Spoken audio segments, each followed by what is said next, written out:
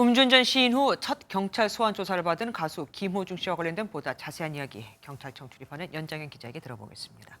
어서 오십시오.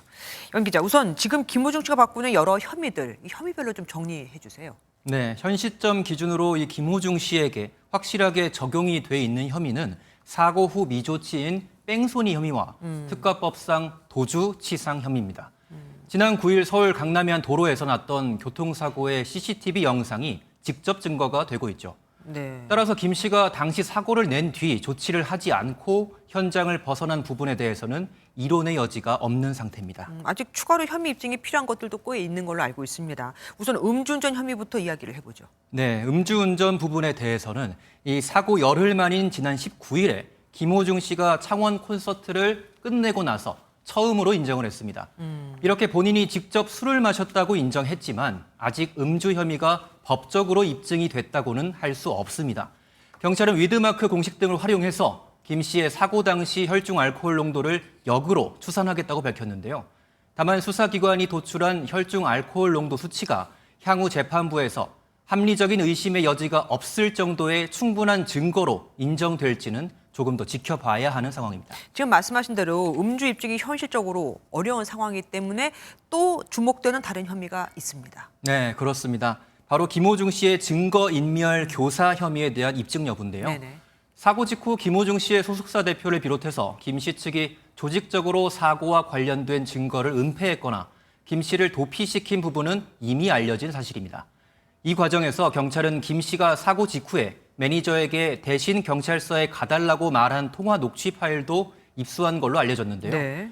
하지만 김호중 씨는 여전히 그렇게 사주한 적이 없다고 부인하고 있는 것으로 전해집니다. 앞서 리포트도 나왔지만 김 씨 측의 차량들이 여기 달린 블랙박스, 메모리 카드가 몽땅 다 사라졌습니다. 네. 혹시 여기에 김 씨가 관여했을 가능성은 어떻습니까? 네, 아직 그 부분에 대해서는 조금 더 수사가 진행되는 사항을 지켜봐야 될 것 같습니다. 만약 김 씨가 소속사 대표 등과 함께 조직적으로 관련 증거를 은폐하거나 훼손시킨 부분에 가담하는 사실이 입증된다면 김 씨에게도 증거인멸 교사 혐의가 적용이 되면서 경찰의 공무집행을 방해한 혐의로 가중처벌을 받을 수도 있는 상황입니다. 네. 이 경우 김 씨는 5년 이하의 실형을 살거나 1,000만 원 이하의 벌금을 내야 할 수도 있습니다.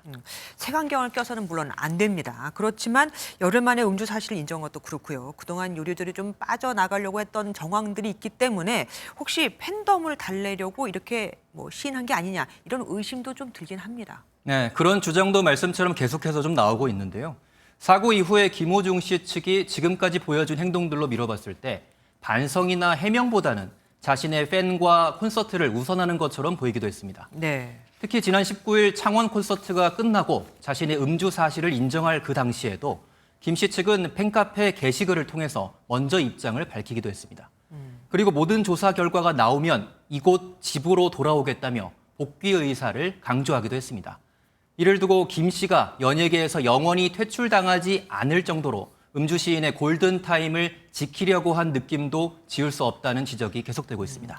그리고 김 씨가 경찰서에 출석하는 모습을 기자들이 카메라에 담지 못했습니다. 그 이유가 지하로 갔기 때문이잖아요. 그렇습니다. 이걸 두고 특혜라는 말도 나옵니다. 네, 김호중 씨는 말씀처럼 말 그대로 오늘 비공개로 서울 강남경찰서에 출석을 했습니다.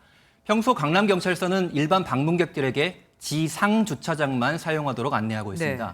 하지만 오늘 오후 김호중 씨는 지하 주차장을 통해서 경찰서 건물로 들어간 것으로 확인됐습니다. 이에 대해 강남경찰서 관계자는 피의자의 소환 일정 등을 외부로 유출하지 말라는 국가수사본부의 지침을 따랐을 뿐이라고 설명했습니다. 경찰은 또 수사팀 출입문에도 출입 금지 문구를 걸어놓는 등 보안에도 안간힘을 쓰는 모습이었습니다. 아무래도 지난해 고 이선균 씨 공개 소환 및 수사 자료 유출 건 등으로 문제를 겪었던 경찰이 각별히 주의를 기울이는 모양새입니다. 그러네요. 이성균 씨 사건이 있었네요. 지금까지 연장현 기자와 함께했습니다. 고맙습니다.